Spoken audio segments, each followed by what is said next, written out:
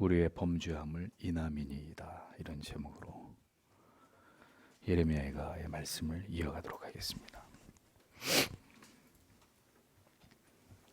돌이키지 않은 가운데 오랜 시간 동안 계속되어 온 유다의 죄악에 대한 하나님의 심판과 징계는 모든 계층의 남녀노소를 불문하고 임했습니다.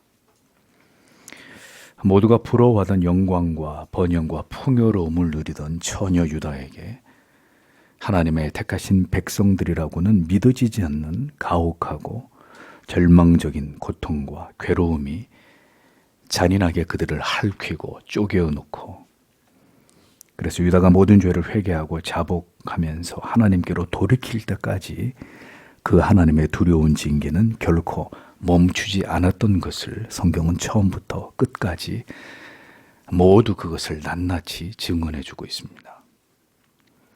인간의 모든 높아진 완고함과 그 교만이 철저하게 무너지고 파괴되기까지 하나님께서는 자기 백성들을 향해서 드신 채찍의 강도를 결코 약하게 하시는 분이 아니라는 것을 성경은 우리에게 보여줍니다. 오랫동안 자기 백성들의 죄에 대해서 인내하시고 돌이키기를 바라시는 하나님이시지만 그 모든 시간이 지나가고 이제 하나님께서 그 죄의 문제에 대해서 다루시려고 하실 때, 또 그 백성들을 마침내 회개토록 하기 위해 마음을 하나님께서 먹게 되실 때, 비록 하나님의 택하신 백성이라 할지라도 그들이 완전히 하나님 앞에 엎드려 그 모든 죄악에서 돌이키기까지 얼마나 강력한 하나님의 진노의 채찍을 맞아야만 하는지에 대해서 성경 예레미야 애가는 우리에게 그것을 매우 선명하게 보여주고 있습니다. 우리는 긴 시간 동안 이와 같은 국가적인 재앙과 핍박과 고통을 전혀 경험하지 않은 세대입니다. 그렇기 때문에 멸망당한 유다의 그 괴로움과 고통을 우리는 피상적으로만 이해할 수 있을 따름입니다. 저는 최근에 윤동주 시인의 이야기를 영어로 만든 이미 몇 년 전에 개봉했던 동주라는 영화를 보면서 저는 간접적으로나마 나라를 빼앗긴 서름과 그 고통과 괴로움이 무엇인지를 느낄 수 있었지만, 그것은 그 아픔을 영화를 통해서 간접적으로 느낄 뿐이었던 먼 이야기일 뿐이었습니다. 실제로 나라를 빼앗기고 압제와 핍박과 육체적, 정신적 고통을 당해보지 않고는 인간이 겪어야 하는 그 암울함과 암담함, 그 절망감이라고 하는 것은 쉬 짐작이 되지 않을 것입니다. 그런데 우리가 깊이 생각해 보아야 할 점은, 우리를 그렇게까지 고통스럽게 하시는 하나님의 뜻은 무엇인가 하는 것입니다. 왜 하나님께서는 택하신 유다 백성들에게 그토록 가혹한 징계를 가하실 수밖에 없었는가 하는 점입니다. 그것은 바로 그들의 죄를 철저하게 징계하심으로 유다가 온전히 자복하고 완전하게 돌이켜 회개하도록 하시기 위함이라는 것을 우리는 깨닫게 됩니다. 다시 하나님께로 돌아와서 새롭게 모든 것을 다시 시작하도록 하나님이 그들에게 기회를 주시기 위함이었던 것이죠. 그러나 문제는 인간은 좀처럼 돌이키지 않고 회개치 않는다는 데 있습니다. 여전히 간절히 하나님을 찾지도 않고 자신의 구원과 믿음에 대해 열렬하고 지속적인 관심도 부족합니다. 고통과 괴로움이 견디기 힘든 만큼 우리를 압박하고 우리를 고통과 절망으로 몰아넣지 않는다면 어렵지 않게 다시 원래의 타락한 모습으로 되돌아가기 쉬운 존재가 바로 우리들입니다. 그러하게 하나님께서는 우리에게 상상하기 힘든 괴로움과 고통의 곤고한 날들을 주시고 그 날을 더 길게 하기도 하시고 그 고통의 강도를 더 강하게 하기도 하시는 것입니다. 고난과 고통이 강력하다는 것은 그만큼 우리의 강팍과 완고함과 우리의 불순종하는 그 죄악이, 또 우리의 연약함이 결코 적지 않다는 것을 보여주는 것입니다. 그러므로 깨달아야 합니다. 어두움의 날들이 계속되는 괴로움과 고통이 모두 종식되기 위해서는 부디 철저하게 깨닫고 완전히 돌이키고 새로워지는 변화가, 그리고 진실된 회개가 우리에게 반드시 필요하다는 것을 말입니다. 성경은 우리에게 이와 같은 진리를 분명하게 보여주고 있습니다. 하나님께서는 우리를 반드시 고치시고 회복해 하시는 아버지십니다. 그러나 문제는 유다가 당한 이처럼 처참한 고통을 볼 때 인간이 얼마나 어리석으며 그 죄성으로 인한 무지가 얼마나 뿌리 깊은지를 깨닫게 되는 것입니다. 인간이 얼마나 어리석고 무지하면 이렇게까지 고통과 괴로움을 겪어야만 결국 하나님 앞에 무릎을 꿇게 되고 돌이키게 되는지를 우리는 깊이 생각할 수 있어야 한다는 것입니다. 언제나 여러분에게 여러분의 목사가 강조하는 바가 무엇입니까? 깨달아야 한다는 것입니다. 진리를 듣고 부디 우리 자신을 그 거울에 비추어 보아서 최악의 고통이 오기 전에 돌이키고 회개하고 새롭게 마음을 먹고 하나님께로 돌아가야 한다는 사실입니다. 물론 하나님께서 그렇게 하도록 우리에게 은혜를 주셔야 하지만 우리의 마음이 그렇게 겸손하게 하나님께 엎드리며 주의 긍휼과 자비를, 하나님의 크신 은혜를 경험하며 진리를 깨닫기를 사모해야 되는 것이죠. 하나님의 자녀가 어떤 이유로든 마음을 닫고 스스로를 어둠 속에 던져 고립시킨 채로 진리의 깨달음을 거부하고 계속 어리석음을 고집하게 되면 반드시 가혹한 결과가 그를 기다리고 있다는 것을 잊지 말아야 합니다. 유다가 얼마나 고통을 당해야만 했는지, 유다의 모든 백성들이 지위고하, 남녀노소를 불문하고 하나님의 징계가 어떻게 그 모든 사람들에게 임하게 되었는지를 마지막으로 성경은 우리에게 보여주고 있습니다. 얼마나 괴롭고 고통스러웠는지가 중요하기보다는 그 괴로움의 끝에 무엇이 기다리고 있었는지에 집중하면서 우리는 이제 얼마 남지 않은 예레미야의 말씀을 오늘도 깊이 들어가 보기를 원합니다. 11절 12절을 다시 보겠습니다. 그들이 시온 안에서 여인들을, 유다 성읍들 안에서 처녀들을 천하게 했습니다. 방백들이 그들의 손에 매달렸습니다. 장로들의 얼굴들이 존경받지 못했습니다. 직역을 하면 이런 의미가 됩니다. 유다의 여인들이 바벨론의 군사들에 의해서 무자비하게 유린당한 상황을 성경은 이렇게 기록하고 있습니다. 유다의 여인들을 바벨론의 군사들이 처참하게 겁탈한 사실을 증언하고 있는 것입니다. 패망한 나라를 상대로 온갖 악한 짓을 일삼고 있었던 바벨론의 죄악과 유다가 당해야만 했던 이 참담한 고통을 성경은 생생하게 증언하고 있습니다. 부녀와 처녀들이, 즉 유다의 모든 여인들이 그렇게 시온과 유다의 각 성읍에서 성적으로 착취를 당했다는 사실을 성경은 분명히 보여줍니다. 시온은 더 이상 거룩한 성이 아니었습니다. 큰 왕의 성도 아니었습니다. 더 이상 여호와 하나님께서 임재하시는 거룩한 곳이 아니었던 것이죠. 찢겨진 몸과 마음에 유다 여인들의 통곡 소리로 가득한 처참한 고통의 장소로 전락했을 뿐입니다. 지구상에서 가장 복되고 아름답고 거룩한 곳, 언약의 중심지였던 그곳에서 여인들이 겁탈당하고 유린당하는 이런 끔찍한 일들이 벌어졌다는 것입니다. 아무도 그런 일이 그런 곳에서, 그곳에서 일어날 것이라고 상상도 하지 못했던 그 영광스러운 곳이 하나님에 의해서 버림을 받은 여성들에게 더없이 치욕적인 곳이 되어버렸다는 것입니다. 하나님께서 그렇게 하셨습니다. 그렇게 하나님의 진노를 시온에, 각 유다의 성읍들에, 그곳에서 평화롭게 살아가던 모든 여인들에게 쏟아부으셨습니다. 저는 창조의 질서와 섭리에서 벗어나 페미니즘과 동성애의 반성경적인 정신에 물들어 가정을 버리고 생명을 경시하며 여인됨에 그 고매하고 순결한 아름다움을 내동댕이 치고 있는 이 시대의 여성들에게 이 같은 하나님의 진노와 징계가 임하지 않기를 간절히 소원합니다.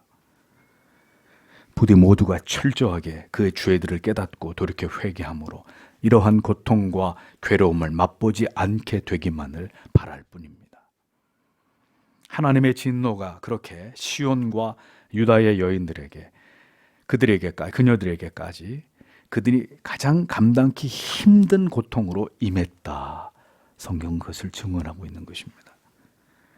유다의 모든 남자들이 죽임을 당하거나 포로로 끌려간 상황이었습니다. 누가 유다의 여인들을 지켜주겠습니까? 패전의 아픔이 주는 가장 잔인하고 치욕적인 고통이 그렇게 유다의 모든 여인들에게 결코 비껴가지 못했다라는 것을 보여주고 있는 것입니다. 하나님을 깊이 경외하고 사랑하고 그 인자하신 돌보심과 보호를 모두 거부할 때 우리 자신이 얼마나 연약한 존재에 불과한지를 처절하게 깨닫게 되는 하나님의 징계가 기어이 임할 수 있다는 것을 우리는 절대로 망각해서는 안 된다는 것입니다. 우리가 하나님을 버리고 어리석게도 우리 자신을 믿게 되는 순간 하나님께서는 그런 인간의 생각이 얼마나 어리석은지를 깨닫게 하시기 위해서 이 세상의 모든 악인들을 동원해서라도 교만하고 오만한 하나님의 백성들을 그들이 비록 연약한 여인들이라 할지라도 이같이 짓밟게 하실 수 있다는 것을 성경은 우리에게 분명히 보여주고 있는 것입니다. 부디 세상에 그릇된 지식과 철학과 이념과 사상에 오염되지 않은 겸손하고 하나님을 두려워하는 하나님의 백성들이 되어야 합니다. 우리와 우리의 딸들이, 우리의 자녀들이 말입니다. 11절에서 14절까지는 유다의 성별, 연령별, 사회 계층별로 임한 고통과 괴로움을 언급하고 있습니다. 그래서 12절에서는 유다 백성들의 지도층에 해당되는 방백들과 장로들이 경험한 고통이 기록되어 있습니다. 여기서 방백들이란 지방관리나 수령 혹은 재판관 혹은 귀족 등의 이런 계급과 같이 다양한 사회의 지배층을 가리킵니다. 유다의 정치, 종교, 군사 등의 분야에서 최고의 지위를 가졌던 고위급 관리들을 의미한다고 볼 수 있습니다. 그런데 어떻게 됐습니까? 방백들의 손이 메어 달리며 라고 기록되어 있습니다. 정확한 번역은 방백들이 그들의 손들에 의해 메어 달렸습니다. 이런 뜻입니다. 70인역에서는 그들의 손들 안에서 지도자들이 메어 달렸습니다. 이렇게 번역이 되어 있습니다.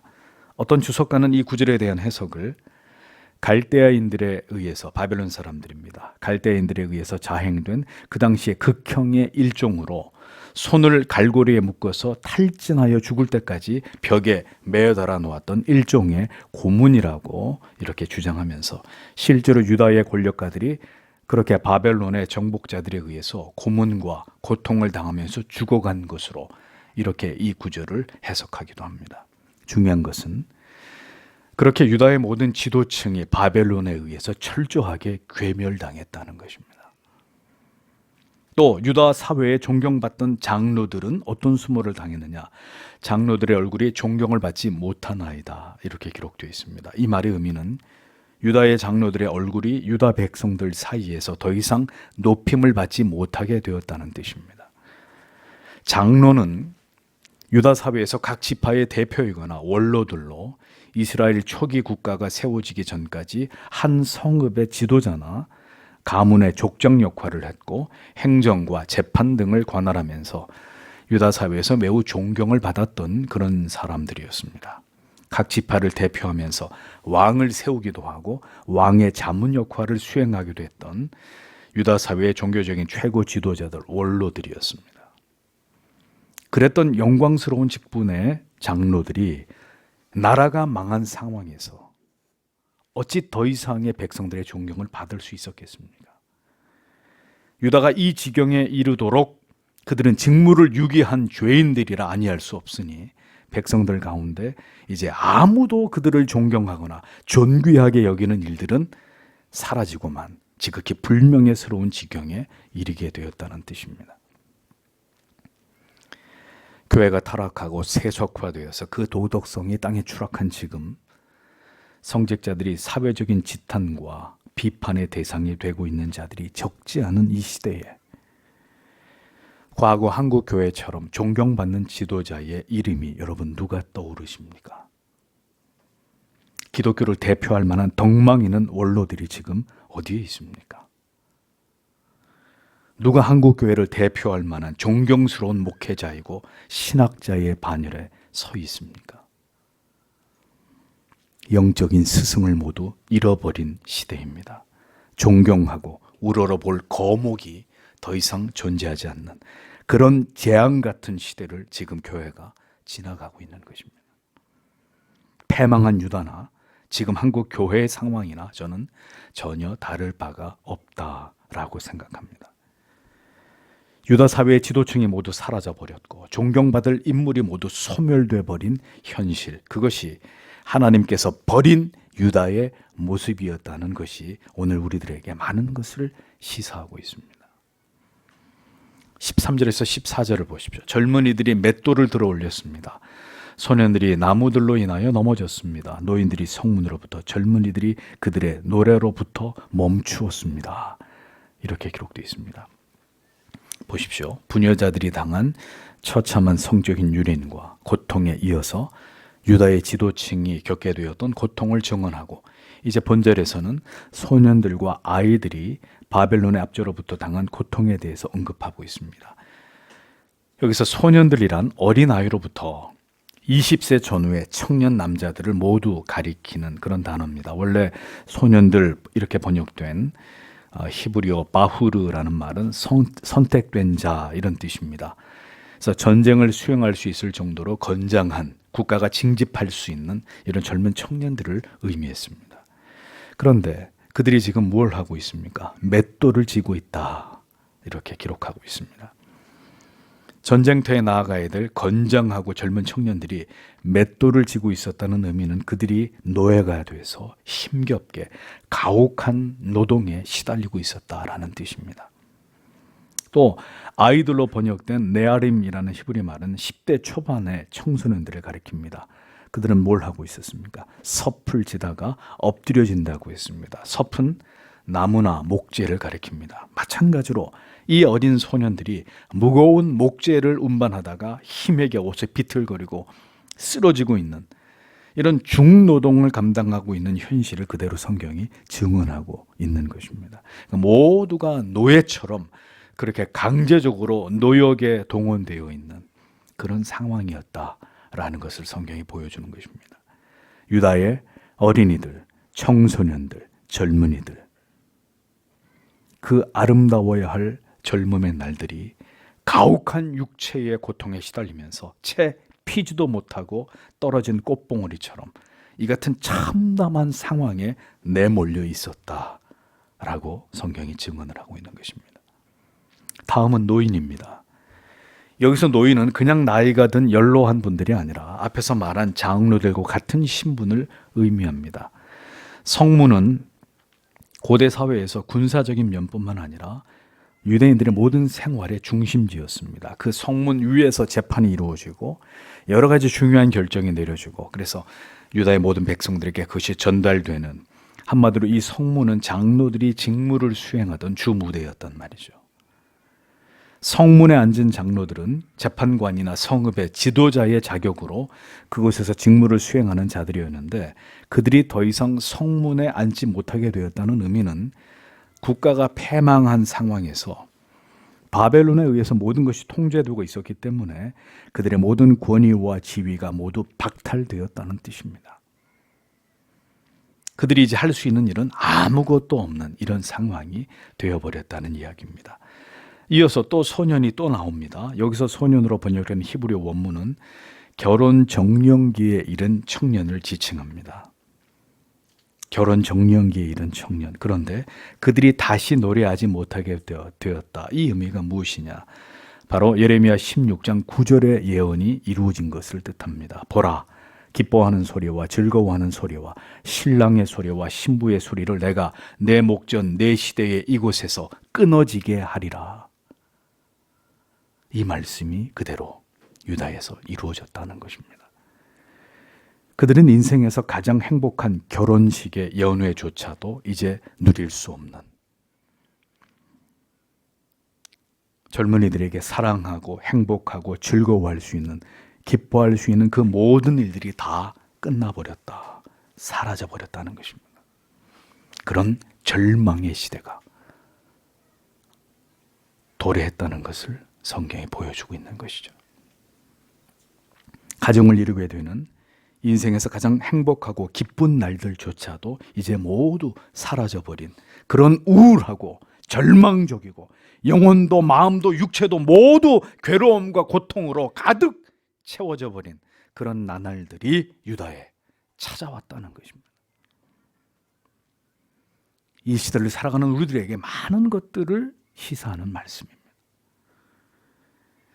신실한 믿음의 배우자를 만나기가 하늘의 별 따기처럼 어려운 시대를 이제 믿음의 청년들은 맞이하고 있습니다.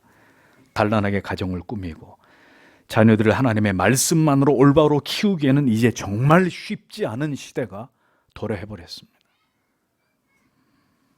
우리의 날들이 왜 이처럼 점점 절망과 고통으로 내몰리고 있는지를, 그러므로 우리는 너무 늦기 전에 분명히 생각해 보아야 한다는 거죠. 15절에서 16절을 맞아 보겠습니다. 우리의 마음에 기쁨이 그쳤습니다. 우리의 춤이 슬픔으로 변화되었습니다. 우리의 머리에 왕관이 떨어졌습니다. 화로다 청컨대 우리에게, 왜냐하면 우리가 죄를 지었기 때문입니다. 이렇게 기록되어 있습니다. 유다인은 지금 무거운 절망과 극도의 슬픔과 괴로움과 고통의 신음소리로 가득합니다.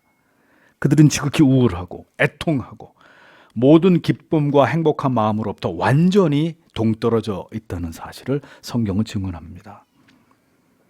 하나님을 잃어버릴 때 낙원의 그 행복과 기쁨과 즐거움은 영원히 사라져버렸던 것처럼, 그렇게 유다는 지금 하나님을 버림으로 인해서 그들의 모든 살아있음의 즐거움과 기쁨을 모두 상실해버린 지극한 절망과 슬픔에 빠져 있는 것을 보여주고 있습니다. 원을 그리면서 즐겁게 춤을 추고 연회를 즐기고 축제를 벌이던 그들의 삶의 여유와 아름다움은 이제 모두 사라져버리고 그 자리를 애통과 슬픔과 절망과 한숨으로 가득 채우게 됐다는 이야기입니다.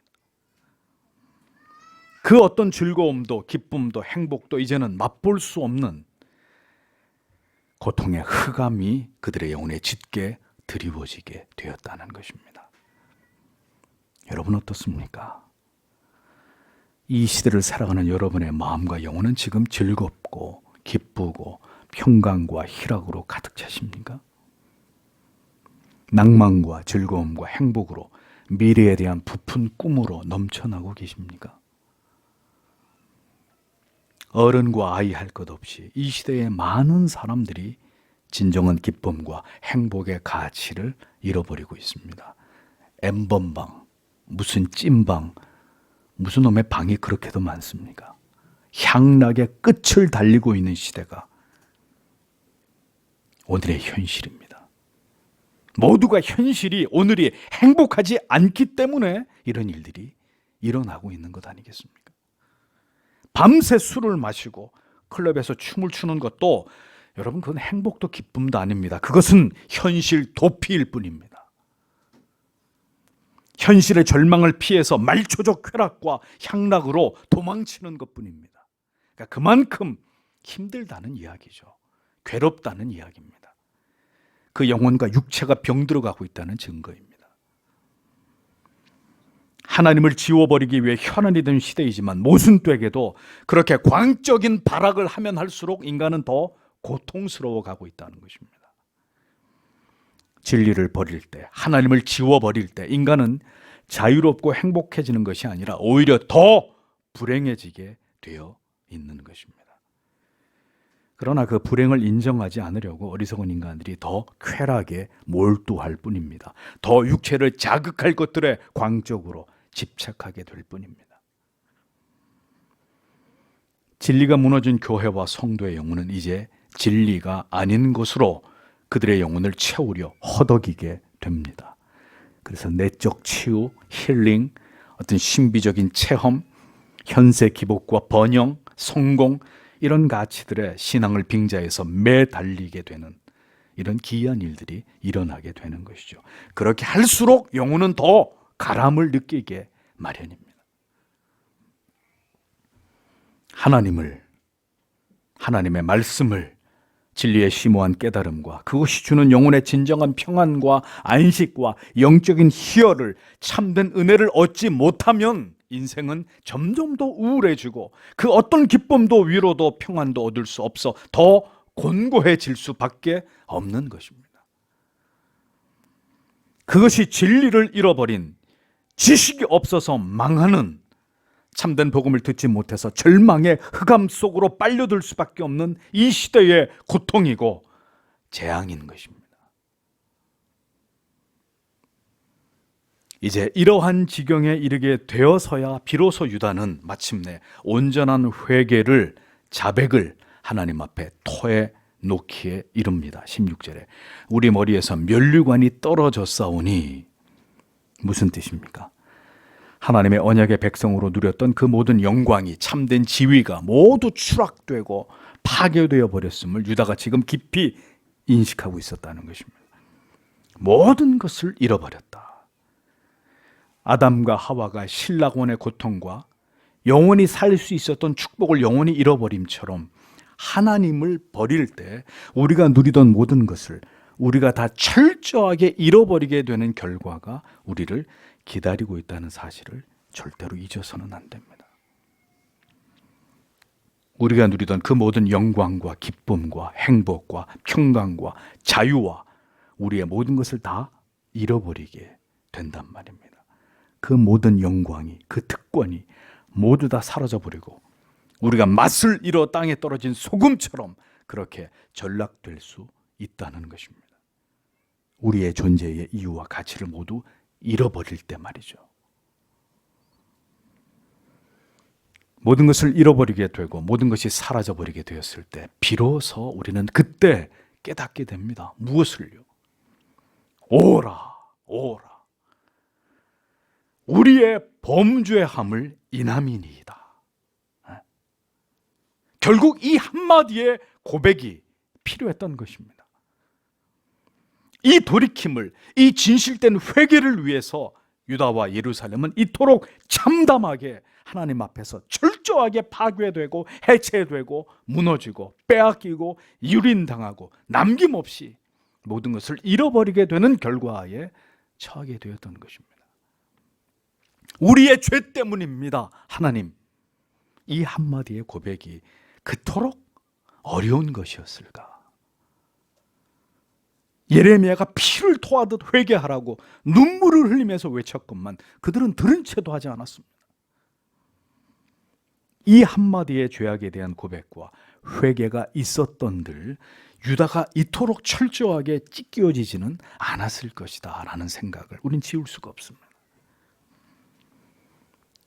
회복의 시작은 철저한 회개와 자복뿐입니다.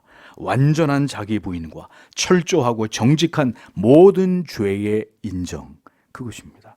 하나님의 그것을 당신에게 원하시는 것입니다. 마지막으로 결국 이 모든 죄 때문에 유다가 이제 이러한 지경에 이르게 된 것을 담담하게 고백하고 있는 내용을 보게 됩니다. 17절, 18절. 이것으로 인하여 우리의 마음이 쇠약하게 되었습니다. 이것으로 인하여 우리의 눈들이 어두워졌습니다. 여우들이 황폐하게 된 시온산 위에서 그것들이 그것 안에서 걷게 되었습니다. 이렇게 적고 있습니다. 마음의 즐거움이 비관과 절망과 애통으로 바뀌어버린 철저한 괴로움으로 유다 백성들의 영혼과 마음이 그렇게 찢겨졌다는 사실을 성경은 우리에게 보여줍니다. 마음은 절망과 근심과 두려움으로 곰핍하게 되었고 눈은 어두워졌다라고 말합니다. 즉 모든 미래가 불투명한 가운데 절망이 깊이 엄습한 상황을 비유적으로 표현하고 있는 것이죠. 나라를 잃어버렸습니다. 성전이 폐허가 됐습니다. 이 마당에 어떤 미래를 생각할 수 있고 어찌 그들의 마음이 평화롭고 즐거울 수 있겠습니까? 여러분이 대한민국도 나라를 잃어본 역사가 있었고 전쟁으로 잿더미가 됐던 과거를 간직하고 있는 나라입니다. 우리는 그 시대에 태어나지 않았지만 우리가 배운 역사의 자료만으로도 이 민족이 얼마나 큰 고통과 괴로움과 슬픔을 맛보아야만 했는지를 우리가 잘 알고 있지 않습니까? 그러나 우리가 하나님을 찾지 않고 하나님을 기쁘시게 하는 올바른 믿음으로 하나님을 경외하지 않고 다가오는 악의 세력들과 치열하게 싸우지 않으려고 비굴하게 꼬리를 내린다면 우리는 또다시 그 두려운 날들을 경험하게 될 수도 있을 것입니다. 하나님을 버리고 참된 신앙을 버린 결과는 반드시 상상할 수 없이 참담하고 가혹한 대가를 치르게 되어 있습니다. 우리의 마음이 절망으로 무너지고 모든 기쁨과 행복은 증발되어 버리고 미래는 기약할 수 없는 어두움 속으로 빨려 들어가 버리게 되는 우리의 남은 날들이 슬픔과 고통과 괴로움으로 가득 채워지게 되는 날들이 또다시 우리와 우리의 자녀들의 세대 가운데 엄습할 수 있는 것입니다. 하나님의 영광으로 가득 찼던 그 시온산이 철저하게 회파되고 유린되어서 들짐승들이 노니는 곳으로 전락되었다. 성경은 그렇게 증언합니다. 장소는 무의미한 것입니다. 시온이 거룩한 곳이 아닙니다. 그곳에 하나님께서 임재하고 계셨고 가장 거룩하고 아름다우며 영광스러운 곳이 그 하나님으로 말미암아 그 시온에 세워진 것이지 시온 그 자체가 아름답고 영광스러운 곳은 아니라는 거죠. 그토록 웅장하고 엄청난 돈을 지어서 예배당을 지었어도 여러분 보십시오. 전염병이 창궐하니까 예배당에 사람이 없는 거죠. 무용지물에 불과합니다. 예배드릴 수 없는 예배당이 무슨 의미가 있고 가치가 있습니까? 더욱더 이제 건물의 가치는 빠르게 소멸될 것입니다. 황폐되어가는 유럽의 수백 년 된 예배당처럼 참된 신앙을 버릴 때 눈에 보이는 모든 가치들은 무너지게 되는 것입니다. 거룩한 신앙이 위대한 것이지 거룩한 장소의 의미는 더 이상 존재하지 않는 것입니다. 시온은 무너졌습니다. 해발 790m 산 위에 견고하게 세워졌던 요새 시온이란 이름의 뜻이 요새입니다. 그 이름의 뜻대로 난공불락의 시온성은 모두 파괴되어 버렸습니다. 이제 시온산은 더 이상 거룩한 산, 여호와의 산, 큰 왕의 성도 아니었습니다. 하나님이 그들 가운데 계실 때 시온이었습니다. 시온의 영광이 존재하는 것이었습니다. 하나님이 떠나신 시온, 하나님의 거룩하신 임재가 사라진 교회와 성도의 공동체에 무슨 영광이 있습니까? 세상 사람들의 비웃음과 조롱거리가 될 뿐입니다. 황무하여 여우나 노니는 곳이 되어질 뿐인 것이죠. 배도의 무서움이 여기에 있는 것입니다. 하나님을 배반하여 돌아설 때, 그 죄를 돌이키지 않을 때 하나님께 회개할 줄 모르는 자들의 최후는 이같이 처참한 것이라고 성경은 하나도 숨김없이 그대로 우리들에게 그 모든 것을 보여주고 증언하고 있습니다. 완전한 파괴 그리고 절망, 이보다 더 처참할 수 없는 상황, 하나님의 징계로 말미암아 모든 것을 잃어버린 그들의 모습임을 마지막 순간까지 성경은 놓치지 않고 생생하게 이것을 우리에게 전달하고 있습니다. 여러분, 그러면 성경은 도대체 무엇을 말씀하고자 하는 것일까요? 예레미야 애가는 왜 이토록 슬프고 고통스러운 유다의 역사의 현장을 마치 그대로 사진을 찍어서 보여주듯이 우리들에게 모든 시대의 하나님의 백성들에게 그것을 보여주고 있는 것일까요? 이 성경의 진리를 통해서 말씀하고자 하시는 하나님의 뜻은 무엇일까요? 이제 우리는 예레미야의 그 마지막 부분에 와서 이것을 깊이 생각해 볼 필요가 있는 것입니다.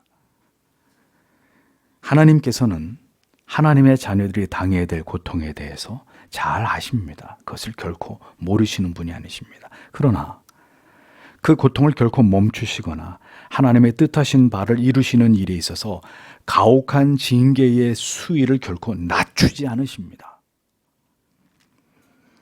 하나님을 사랑과 자비와 긍휼의 하나님만으로 못 박아 두고 우리가 그렇게만 하나님을 이해하려 할 때, 만약 하나님께서 우리 인생에서 이 같은 고통과 괴로움과 징계를 가하신다면 우리의 믿음은 어떻게 될까요? 붕괴되고 말 것입니다. 우리가 지금까지 알아오고 믿어오던 하나님이 아니라고 여길 것이기 때문이죠. 그러나 우리가 지금까지 성경을 통해서 보듯이 하나님께서는 그 백성들을 징계하시고 이를 통해서 고치시고 새롭게 하고자 하실 때 우리가 당할 수 있는 고통의 그 끝자락까지 우리를 이끌어 가시는 것을 볼 수 있었습니다. 성경에 그 대표적인 인물이 나오죠. 누굽니까? 욥입니다. 욥을 보십시오. 모든 것을 다 빼앗아가 버리십니다. 모든 것을 다 잃어버리게 하십니다. 완전하고 철저하게 그를 파괴시키십니다. 두 번째, 요셉을 보십시오. 요셉이 경험해야만 했던, 그가 하나님의 뜻을 감당하기 위해서 준비되어야만 했던 그 가혹한 시간들을, 그 괴로움과 고통의 내용들을 들여다보십시오. 아브라함에게 주신 아들을 바치라고 명령하신, 우리로서는 결코 감당할 수 없는 그 시험을 생각해 보십시오. 나사로는 나흘 동안 죽음을 경험해야 했습니다. 그는 죽음 속에 있었습니다. 주님께서 그의 죽음을 외면하셨습니다. 예수님과 각별한 사이였던 나사로는 죽어가면서 아무리 기다려도 오지 않는 예수 그리스도에 대해서 무슨 생각을 했을까요? 우리 편에서 볼 때에 성경의 어떤 기록들은, 어떤 사건들은 하나님께서는 너무 가혹하시다라고 여길 수 있게 만듭니다. 너무하신다는 생각이 들게 됩니다. 택하신 하나님의 백성 처녀 유다를 그렇게까지 심판하시고 징계하시고 그 같은 고통의 끝까지 몰아가실 이유가 꼭 그렇게 하셔야만 했을까 하는 마음이 솔직히 여러분에게 있으리라고 생각됩니다. 그런데 그것은 우리의 생각입니다. 하나님께서 그렇게 하실 수 있는 이유는, 하나님께서는 그렇게 모든 것을 파괴하시고 완전하게 무너뜨리시고 심지어 죽게 하더라도 모두 다 완전하게, 아니 이전보다 더 완벽하게 회복시키시고 놀랍도록 새롭게 하나님의 백성들을 변화시킬 수 있는 분이기 때문입니다. 하나님께서는 하나님의 뜻을 우리 안에서 이루시는 일에 더 중심을 두십니다. 죄의 결과로 우리가 얼마나 힘들고 고통을 당해야 되고 얼마나 처참하게 부서져야 되는지에 대해서 보다는 우리가 그 모든 고통과 괴로움 속에서 얼마나 더 철저하게 돌이켜 회개하고 새로워지고 이제 다시는 하나님에 대해서 우리가 다른 마음을 먹지 않을 만큼 우리의 마음이 완전히 하나님께로 돌아서게 되었는지, 얼마나 겸손하게 낮아지게 되었는지, 얼마나 철저하게 회개하게 되었는지 하나님은 거기에 주목하시는 분이십니다. 그것을 위해서라면, 그 목적을 이루시기 위해서라면 우리가 살든지 죽든지, 우리가 고통을 당하든지 슬픔을 맛보게 되든지, 우리가 등을 돌리고 우리가 혼자 되고 물질이 바닥이 나고 건강이 심각하게 나빠지게 되는 일들이 일어나더라도 하나님은 전혀 흔들리지 않으시고 그 모든 일들을 우리의 인생 속에서, 당신 안에서 그 일들을 진행해 나가시는 분이십니다. 결국 우리가 참된 믿음의 사람들로 온전히 하나님을 의지하고 하나님만으로 기뻐하고 우리가 영생을 소망함으로 하나님의 품에 결국 안기게 하시는 것이 그분의 궁극의 목적이기 때문입니다. 그래서 우리에게 얼마든지 그렇게 가혹하게 하실 수 있는 것입니다. 그렇게 할수록 우리의 끝은, 우리의 인생의 마지막은 더 아름답고 찬란하게 빛나게 될 것이기 때문입니다. 이 하나님의 말씀을 깊이 마음에 새겨야 될 분들이 이 가운데 있습니다. 더 하나님을 시험하거나 하나님을 기다리게 하지 말고 지금 속히 하나님께 나와 무릎을 꿇어야 할 분들이 있습니다. 하나님을 우리의 머리털 하나라도 상하게 하지 않는 분으로만 여겼다면 착각입니다. 하나님께서 우리를 그렇게 보호하지 않으신다는 의미가 아닙니다. 그것 또한 하나님의 분명한 약속입니다. 그러나 그 약속이 지켜지는 순간은 우리가 생각한 그때와는 다릅니다. 오히려 그와 반대로 하나님께서 철저하게 우리의 무지와 죄와 강팍과 불순종과 연약을 다루고자 하실 때는 이 세상을 동원해서 모든 악인과 모든 괴로운 일들과 모든 슬픈 일들과 모든 수치스러운 일들, 고통스러운 일들, 심각한 손해와 우리가 누리던 모든 것들을 박탈시킬 수 있습니다. 그 모든 것을 그분이 사용하실 수 있습니다.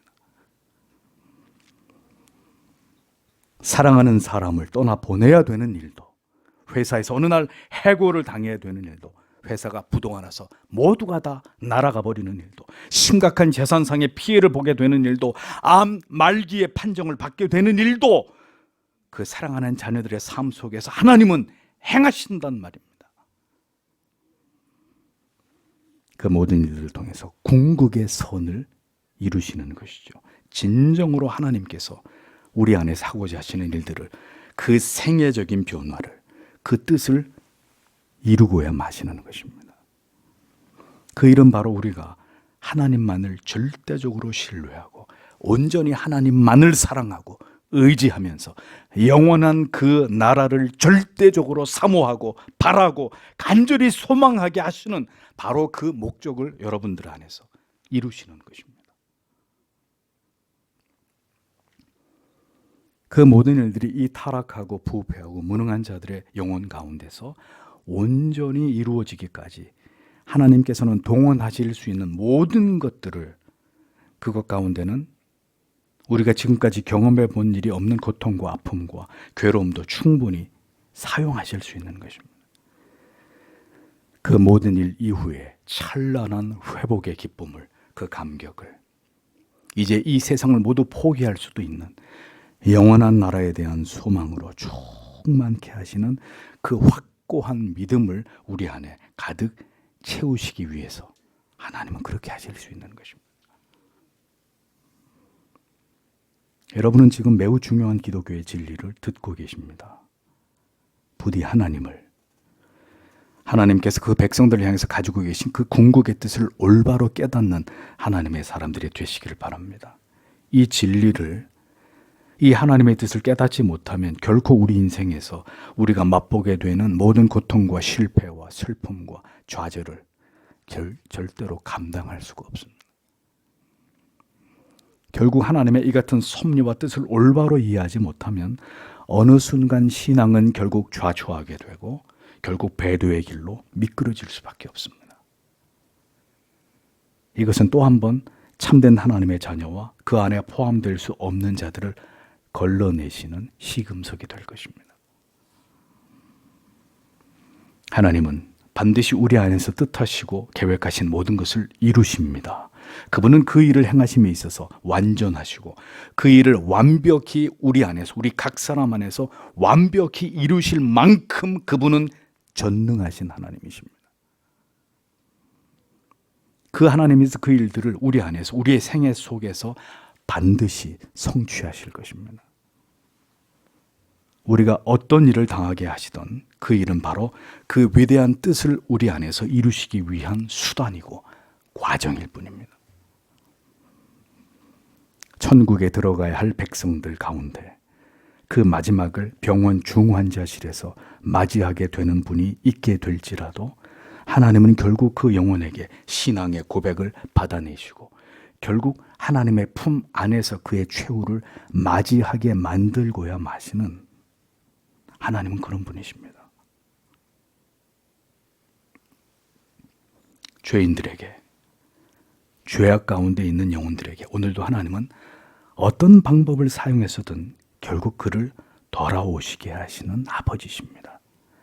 감격 속에서 그 하나님의 은혜와 사랑을 깨달아 가장 기쁘고 감사하는 마음으로 하나님께 사랑을 고백하게 하시는 우리의 아버지는 그런 하나님이십니다. 성경은 우리에게 바로 그 하나님을 소개하고 있는 것입니다. 이것이 유다가 그토록 처절하게 아파하고 괴로워하고 그 가혹한 모든 고통을 당해야만 했던 궁극의 이유였고, 유다와 예루살렘의 그 두려운 징계 속에 담겨진 위대한 하나님의 뜻이었다는 것이죠.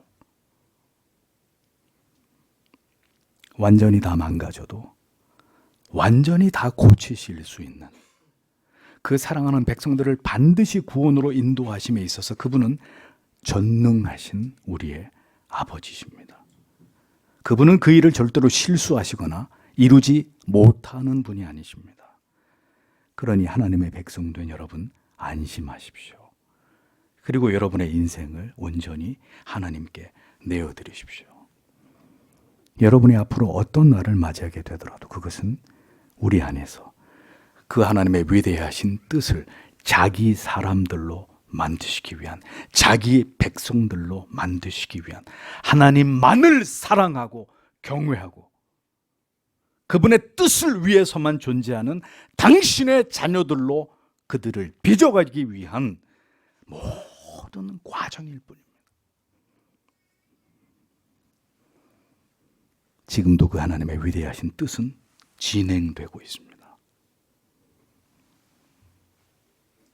우리는 그렇게 하나님을 알고 신앙하고 사랑하다가 하나님의 품 안에 안기게 될 하나님의 자녀들입니다. 이것이 바로 인생이 어떤 날들을 지나가든지, 비록 괴로움과 슬픔과 고통의 날들이 우리에게 지나가게 되더라도, 혹 우리의 죄로 인해서 하나님의 따가운 채찍을 맞게 될지라도 우리가 하나님 앞에 감사해야 되는 이유이고, 그 하나님의 징계 속에 감춰진 끊을 수 없는 하나님의 사랑이라는 것을 우리는 분명히 알고 우리의 인생에 남겨진 길을 걸어가는 하나님의 사람들이 되어야 한다는 것입니다. 그 사랑을 알고 깨닫고 경험하고 확신하게 되시는 참된 하나님의 자녀들이 다 되시기를 주님의 이름으로 축복합니다. 기도하겠습니다.